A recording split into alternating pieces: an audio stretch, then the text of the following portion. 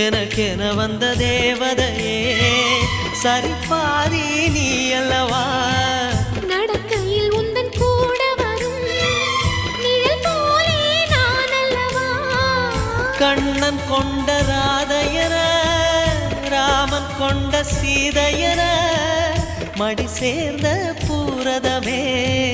மனதில் வீசும் மாருதமே